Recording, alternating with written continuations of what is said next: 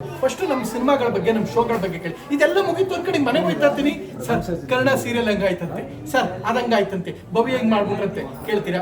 ಎಲ್ಲರಿಗೂ ಒಂದ್ ಹೇಳೋದು, ಎಲ್ಲ ಕಾನೂನು ಪ್ರಕಾರವಾಗಿ ಎಲ್ರಿಗೂ ಒಳ್ಳೇದಾಯ್ತೆ. ಅವರು ನಮ್ಮವ್ರೆ, ಇವರು ನಮ್ಮವ್ರೆ, ಎಲ್ಲರೂ ನಮ್ಮವ್ರೆ, ಎಲ್ರಿಗೂ ಒಳ್ಳೇದಾಗ್ಲಿ. ನಮ್ಮ ಸಿನಿಮಾ ಫಸ್ಟ್ ನೋಡಿ, ನನ್ನ ಸಿನಿಮಾ ಫಸ್ಟ್ ನೋಡಿ, ಶೋಲಿ ಗಗನನ್ ಸಪೋರ್ಟ್ ಮಾಡಿ. ಎರಡೇ ನಾನು ಕೇಳ್ತೇನೆ. ಕರೆಕ್ಟ್ ಅಲ್ವಾ? ಕರೆಕ್ಟ್, ಪರ್ಫೆಕ್ಟ್ ತಾನೆ? ಏನ್ ಸರ್, ಈ ಕನ್ನಡ ಸೀರಿಯಲ್ ಬಗ್ಗೆ ಆಕ್ಚುಲಿ ತುಂಬಾ ಚರ್ಚೆ ಆಗ್ತಾ ಇದೆ. ಅಂದ್ರೆ ಏನೋ ನೀವು ಬಿಗ್ ಬಾಸ್ ಸ್ಪರ್ಧಿ ಆಗಿರೋದ್ರಿಂದ ಸೊ ಏನು ನಾನು ಒಂದ್ ಮಾತು ಹೇಳ್ತೀನಿ, ಇದು ಸ್ಪಷ್ಟವಾಗಿ ಒಂದು ಸತ್ಯ ಹೇಳ್ತೀನಿ.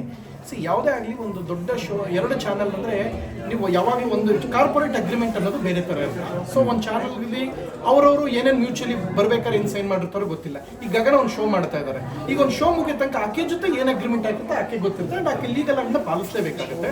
ಸೊ ಅವರು ಯಾವಾಗ ಪಾಲಿಸ್ತಾ ಇದ್ದಾಗ ಏನ್ ಮಾಡ್ತಾರೆ, ಕರೆಕ್ಟಾಗಿ ನೋಡಿ ಎಲ್ಲ ಇತ್ತು, ಇನ್ನೇನು ಟೆಲಿಕಾಸ್ಟ್ ಬಂದು ಟುಪ್ಪಕ್ಕೊಂದಿಷ್ಟು ಐತೆ ಅಂದ್ಬಿಟ್ರು. ಸೊ ಹಿಂಗಾದಾಗ ಕಲಾವಿದ್ರು ಎಚ್ಚೆತ್ಕೋಬೇಕು. ಇದರಿಂದ ಪಾಪ ನನಗೆ ನಿಜವಾಗ್ಲೂ ಬೇಜಾರು ಹೆಂಗ್ ಗೊತ್ತಾ, ಪಾಪ ಐ ಫೀಲ್ ಸ್ಯಾಡ್. ಶ್ರುತಿ ನಾಯ್ಡು ಅವ್ರ ಬಗ್ಗೆ ತುಂಬ ಬೇಜಾರಿದೆ. ಬಿಕಾಸ್ ಐ ಆಮ್ ತುಂಬ ಉತ್ಸಾಹಿ ಪ್ರೊಡ್ಯೂಸರ್, ನಂಗೆ ತುಂಬ ಇಷ್ಟ, ಅವ್ರ ಬಗ್ಗೆ ಪ್ರೀತಿ ಇದೆ. ಬಿಕಾಸ್ ಲಾಸ್ಟ್ ಸೀರಿಯಲ್ ಕೂಡ ಅವ್ರದ್ದು ಹಾಗೆ ಆಯಿತು, ನಮ್ಮ ಯಾವುದದು ನನ್ನ ದೇವರು ಅಂತ ಕಲ್. ಸೊ ಹಂಗಿದ್ದಾಗ ಅದೆಲ್ಲ ಕಳೆದು ಲಾಸ್ ಆದಾಗ ಎದ್ದು ನಿಂತ್ಕೊಂಡಿದ್ದಾರೆ ಅಂದಾಗ, ಸೊ ಕಲಾವಿದರು ಎಲ್ಲವನ್ನೂ ಕ್ಲಿಯರ್ ಮಾಡ್ಬಿಟ್ಟು. ಈಗ ನಮಗೆ ಒಂದು ವಿಚಾರ ಹೇಳ್ತೀನಿ, ನಂದು ಗಗನಂದ ಹಣೆ ಬರ ಹೇಳ್ತೀನಿ. ನಮಗೆ ಏನೇ ಒಂದು ದುಃಖದ ಸಂಗತಿ ಇರ್ಬೋದು, ಏನೇ ಸಾವಾಗಿರ್ಬೋದು, ಏನೇ ಬೇಜಾರ್ಬೋದು, ಕ್ಯಾಮ್ರಾ ಅಂತ ಬಂದಾಗ ನಗರಂತಾನೆ ಎಕ್ಸ್ಪ್ರೆಸ್ ಮಾಡ್ಬೇಕು, ಹೌದಲ್ವ? ಅಲ್ಲಿ ನಮ್ಮ ಒಂದು ಯಾವುದೇ ಡಿಸಪಾಯಿಂಟ್ಮೆಂಟ್ ತಗೊಂಡೋಗ್ಬಾರ್ದು. ಸೊ ಏನೇ ಸಮಸ್ಯೆಗಳಿದ್ರು ಪ್ರೊಡ್ಯೂಸರ್ ಹತ್ರ ಮತ್ತೆ ತೊಗೊಂಬರ್ಬಾರ್ದಾಗಿತ್ತು.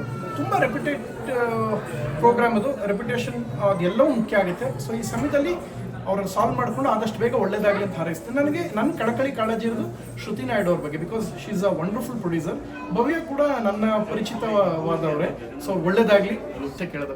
ಒಂದು ಚಾನಲಿಂದ ಬರ್ಬೇಕಾದ್ರೆ ದೊಡ್ಡ ಶೋ ಕೊಟ್ಟಾಗ ಅವರು ಮ್ಯೂಚುವಲಿ ಒಂದಷ್ಟು ಅಗ್ರಿಮೆಂಟಲ್ಲಿ 100 ಪೇಜ್ಗಳು, ನಾನು ಬಿಗ್ ಬಾಸ್ ಬಂದಾಗ ಸೈನ್ ಹಾಕಿ ನನ್ನ ಬಲಗಡೆ ಬೆಬ್ಬೆರಳು ನೋವು ಬಂದ್ಬಿಟ್ಟಿತ್ತು. 145 ಪೇಜ್ಗಳು.